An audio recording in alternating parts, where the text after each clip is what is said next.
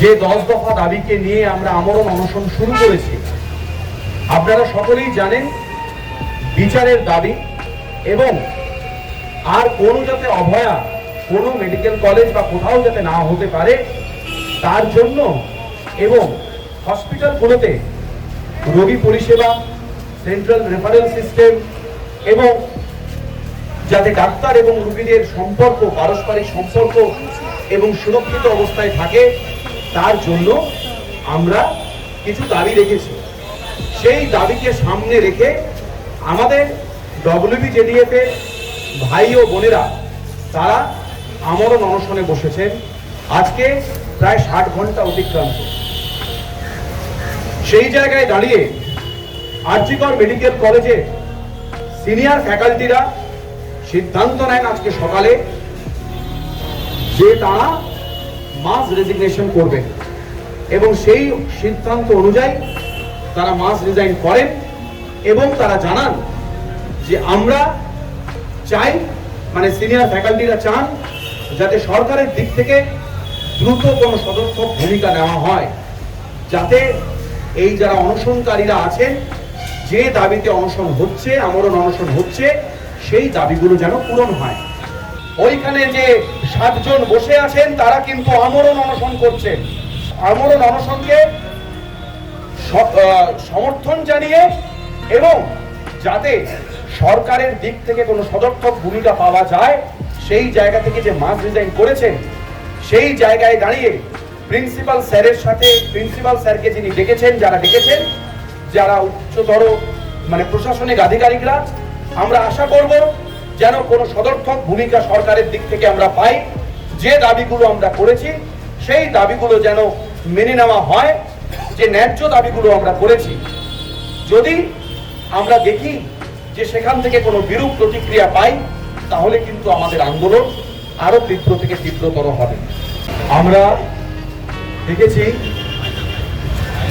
আমাদের WBJDF এর তরফ থেকে ধর্মতলায় অবস্থান মঞ্চে যে 10 দফা দাবিকে নিয়ে আমরা আমরণ অনশন শুরু করেছি, আপনারা সকলেই জানেন বিচারের দাবি এবং আর কোনো যাতে অভয়া কোনো মেডিকেল কলেজ বা কোথাও যাতে না হতে পারে তার জন্য এবং হসপিটালগুলোতে রোগী পরিষেবা, সেন্ট্রাল রেফারেল সিস্টেম এবং যাতে ডাক্তার এবং রোগীদের সম্পর্ক, পারস্পরিক সম্পর্ক এবং সুরক্ষিত অবস্থায় থাকে তার জন্য আমরা কিছু দাবি রেখেছি। সেই দাবিকে সামনে রেখে আমাদের WBJDF এর ভাই ও বোনেরা তারা আমরণ অনশনে বসেছেন। আজকে প্রায় 60 ঘন্টা অতিক্রান্ত। সেই জায়গায় দাঁড়িয়ে আরজিকর মেডিকেল কলেজে সিনিয়র ফ্যাকাল্টিরা সিদ্ধান্ত নেন আজকে সকালে যে তারা মাস রেজিগনেশন করবেন এবং সেই সিদ্ধান্ত অনুযায়ী তারা মাস রিজাইন করেন এবং তারা জানান যে আমরা চাই, মানে সিনিয়র ফ্যাকাল্টিরা চান যাতে সরকারের দিক থেকে দ্রুত কোনো সদর্থক ভূমিকা নেওয়া হয়, যাতে এই যারা অনশনকারীরা আছেন যে দাবিতে অনশন হচ্ছে, আমরণ অনশন হচ্ছে, সেই দাবিগুলো যেন পূরণ হয়।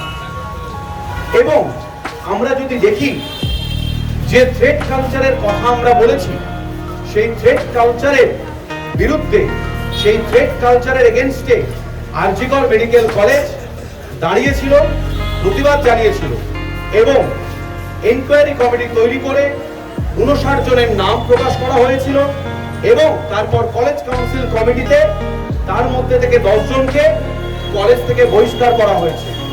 এবং সেই কাজে আমাদের principal sir doctor Manas Kumar Bandyopadhyay সর্বতভাবে সাহায্য করেছেন এবং আমাদের মাথার উপরে একজন অভিভাবকের মতো থেকেছেন। আমরা দেখেছি আরজিকর মেডিকেল কলেজে 9ই আগস্টের পর থেকে যে ঘটনাগুলো ঘটে গিয়েছিল এবং 14ই আগস্ট রাত্রিবেলা যে বর্বরতার শিকার হয়েছিল আরজিকর মেডিকেল কলেজ, তারপরেও যে তৎকালীন যিনি প্রিন্সিপাল ছিলেন, বদলি হয়ে এসেছিলেন, তিনি কিন্তু কোনো ভূমিকা নেননি। এবং আমরা জানি বিগত 3.5 বছর ধরে আরজিকর মেডিকেল কলেজে যে রকম অরাজকতার একটা পরিবেশ ছিল, যেখানে সাধারণ ছাত্র ছাত্রীরা প্রিন্সিপাল স্যারের সাথে কথা বলা তো দূরের কথা, তার রুমের বাইরে দাঁড়ানোর কোনো সাহস পেত না, কথা বলতে পারতো না। সেই জায়গায় দাঁড়িয়ে আমাদের এখনকার যিনি principal sir doctor Manas Kumar Bandyopadhyay each and every aspect, প্রত্যেকটি জিনিস, প্রত্যেকটি স্টুডেন্টের খুঁটিখাটি জিনিসগুলো উনি অ্যাড্রেস করেছেন। তার সাথে সিবিআই এর ইনভেস্টিগেশন সামলেছেন এবং কলেজে কোথায় কি কি প্রয়োজন, কার কি দরকার, প্রত্যেকটি জিনিস করেছেন। আজকে দাঁড়িয়ে যখন আরজি কর মেডিকেল কলেজের সিনিয়র ফ্যাকাল্টিরা মাস রিজাইন করলেন, ঠিক সেই মুহূর্তে আমাদের প্রিন্সিপাল স্যারকে নবান্নতে ডেকে পাঠানো হয়েছে। জানি না আমরা কি কারণে ডেকে পাঠানো হয়েছে, তবে আমরা আশা করব যে 10 দফা দাবি নিয়ে WBJDF এর ভাইয়েরা এবং বোনেরা অনশন করছেন, আমরণ অনশন করছেন, মাথায় রাখবেন এটা কিন্তু কোনো রিলে অনশন বা প্রতীকী অনশন নয়। ওইখানে যে 7 জন বসে আছেন তারা কিন্তু আমরণ অনশন করছেন। আমরণ অনশনকে সমর্থন জানিয়ে এবং যাতে সরকারের দিক থেকে কোনো সদর্থক ভূমিকা পাওয়া যায় সেই জায়গা থেকে যে মাস রিজাইন করেছেন, সেই জায়গায় দাঁড়িয়ে প্রিন্সিপাল স্যারের সাথে প্রিন্সিপাল স্যারকে যিনি ডেকেছেন, যারা উচ্চতর মানে প্রশাসনিক আধিকারিকরা, আমরা আশা করব যেন কোনো সদর্থক ভূমিকা সরকারের দিক থেকে আমরা পাই। যে দাবিগুলো আমরা করেছি সেই দাবিগুলো যেন মেনে নেওয়া হয়, যে ন্যায্য দাবিগুলো আমরা করেছি। যদি আমরা দেখি যে সেখান থেকে কোনো বিরূপ প্রতিক্রিয়া পাই, তাহলে কিন্তু আমাদের আন্দোলন আরো তীব্র থেকে তীব্রতর হবে। ধন্যবাদ। আপনারা কি হতে পারে? আমরা জানি না, আমরা কোনো আশঙ্কা করছি না। আমরা শুধু এটাই চাইবো যে সরকার যেন কোনো সদর্থক ভূমিকা নেন। যে দাবিগুলো নিয়ে আমরা অনশন করছি, আমরাও অনশন করছি, সেই দাবিগুলো যেন পূরণ করার চেষ্টা করা হয়। বলছি, ময়নাতদন্তের গড়মিলের অভিযোগ তুলে একটা বিভ্রান্ত ছড়িয়েছিল, সেখানে কিন্তু সিবিআই চার্জশিটে স্পষ্ট জানিয়েছে যে ময়নাতদন্তের কোনো কারচুপি হয়নি। সেটা তো সূত্রের খবর। সিবিআই কি প্রেস কনফারেন্স করে কোথাও জানিয়েছে? সেটা তো আমি জানি না এখনো। সূত্রের খবর অনেক সূত্রই আসছে, তো সেগুলো যেরকম সুপ্রিম কোর্টে বিচারাধীন ওনারা যেভাবে দেখবেন নিশ্চয়ই দেখবেন। আমরা তো চেয়েছি একটা ট্রান্সপারেন্ট ইনভেস্টিগেশন হোক। That's it. আগামীকাল চিকিৎসকদের সংগঠন এবং নার্সদের সংগঠন তারা সিজিও অভিযানে ডাক দিচ্ছে, আপনারা কি থাকবেন সেই অভিযানে? আমরা এখন আলোচনা করি, WBJDF এর তরফ থেকে আমরা আলোচনা করব, তারপরে সিদ্ধান্ত নেব। আরজি কর হাসপাতালে প্রত্যেক দিনই রিলে অনশনটা চলবে এখন থেকে? আপাতত রিলে অনশন বলে কিছু হয় না। রিলে অনশনকে আমরা সমর্থন করিও না। এটা একটি প্রতীকী অনশন। এই রিলে অনশন বলে যারা সত্যিকারের অনশন করছেন, আমরণ অনশন, তাদেরকে অসম্মান করা হয় বলে আমার মনে হয়। তাই আমরা প্রতীকী অনশনের একটা কথা বলেছি এবং যে জায়গাটায় দাঁড়িয়ে আমরা আমরণ অনশন করছি, আমরা যে 10 দফা দাবি, যে দাবিকে সামনে রেখে অনশন করছি, আমরা চাইব সরকারের পক্ষ থেকে যত দ্রুত সম্ভব এই দাবিগুলো মেনে নেওয়া হয়। আগামীকাল কলকাতা মেডিকেল কলেজের সিনিয়র চিকিৎসকরা তারাও মাস রিজাইন করবেন বলে জানিয়েছে।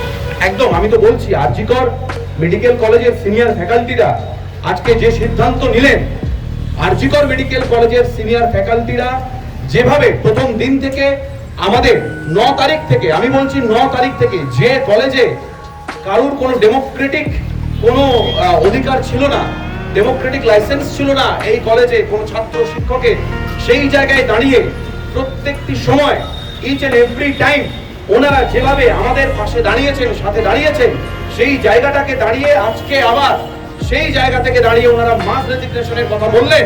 আমার মনে হয় এই জন্য আরজি করের সিনিয়র ফ্যাকাল্টিদের আমাদের প্রণাম জানানো উচিত।